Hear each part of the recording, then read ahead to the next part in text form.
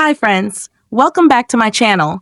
Today in this video, I'm going to show you how to turn on Stay Awake on Android. Please consider subscribing to my channel and liking this video. Let's get started, guys. Step 1. First, unlock your Nothing phone.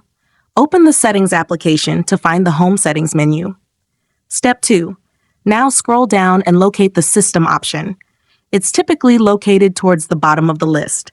Tap on System to open the next set of options. This section controls a variety of settings on your device, including language preferences, developer settings, and more.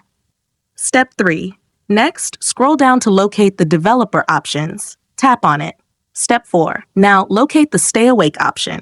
Unfortunately, this is turned off. Step 5. For the last and most important step, select the Stay Awake option to turn it on instantly. The screen will never sleep while charging. If you found this tutorial helpful, don't forget to like this video and subscribe to my channel. Thanks for watching.